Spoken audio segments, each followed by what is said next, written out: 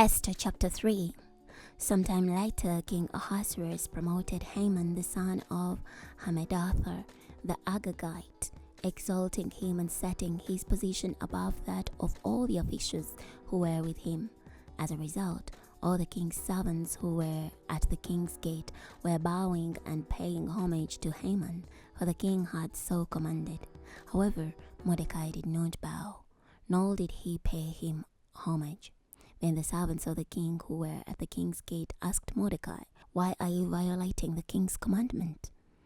And after they had spoken to him day after day without his paying any attention to them, they informed Haman to see whether this attitude on Mordecai's part would be permitted.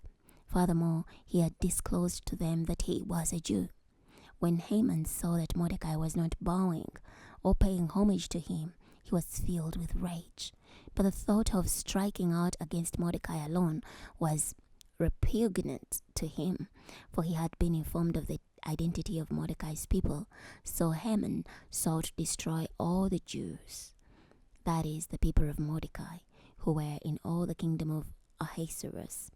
In the first month, that is the month of Nisan, in the 12th year of King Ahasuerus' reign, Par, that is, the lot, was cast before Haman in order to determine a day and a month.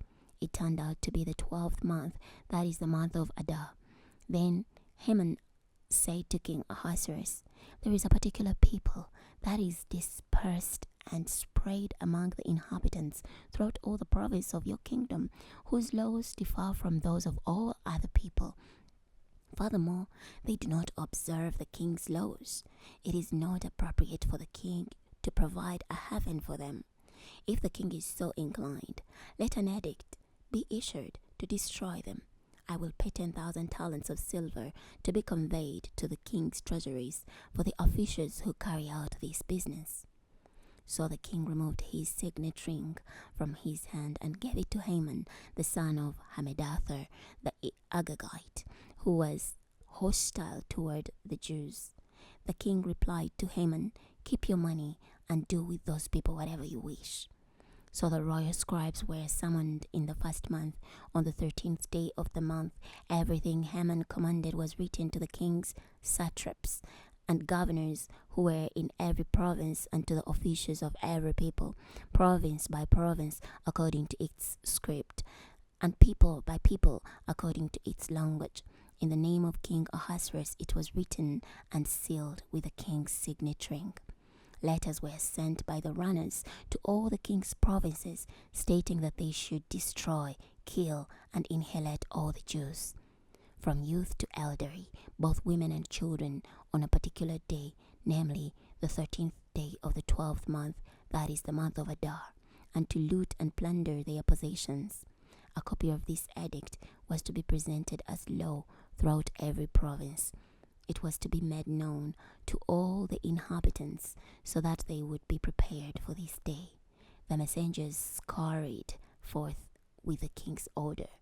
The edict was issued in Susa, the citadel. While the king and Haman sat down to drink, the city of Susa was in an uproar. Chapter 4. Now when Mordecai became aware of all that had been done, he tore his garments and put on sackcloth and ashes. He went out into the city, crying out in a loud and bitter voice. But he went no farther than the king's gate, for no one was permitted to enter the king's gate clothed in sackcloth. Throughout each and every province where the king's edict and law were announced, there was considerable mourning among the Jews, along with fasting, weeping, and sorrow. Sackcloth and ashes were characteristic of many. When Esther's female attendants and her eunuchs came and informed her about Mordecai's behavior, the queen was overcome with anguish, although she sent garments for Mordecai to put on so that he could remove his sackcloth. He would not accept them. So Esther called for Hathach, one of the king's eunuchs, who had been placed at her service, and instructed him to find out the cause and reason for Mordecai's behavior. So Hathach went to Mordecai at the plaza of the city in front of the king's gate. Then Mordecai related to him everything that had happened to him, even the specific amount of money that Haman had offered to pay to the king's treasuries for the Jews to be destroyed. He also gave him a written copy of the law that had been disseminated in Susa for their destruction, so that he could show it to Esther and talk to her about it. He also gave instructions that she should go to the king to implore him and petition him on behalf of her people. So Hathach returned and related Mordecai's instructions to Esther. Then Esther replied to Hathach with instructions for Mordecai. All the servants of the king and the people of the king's provinces know that there is only one law applicable to any man or woman who comes uninvited to the king in the inner court. That person will be put to death unless the king extends to him the gold scepter, permitting him to be spared. Now I have not been invited to come to the king for some 30 days.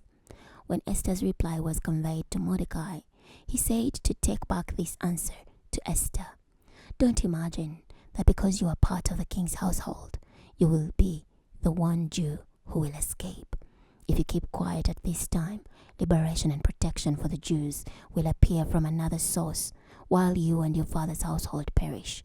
It may very well be that you have achieved royal status for such a time as this. Then Esther sent this reply to Mordecai. Go, assemble all the Jews who are found in Susa, and fast on my behalf. Don't eat and don't drink for 3 days, night or day. My female attendants and I will also fast in the same way. Afterward, I will go to the king, even though it violates the law. If I perish, I perish. So Mordecai set out to do everything that Esther had instructed him. We're going to stop here today. Next time we're going to be starting from Esther chapter 5.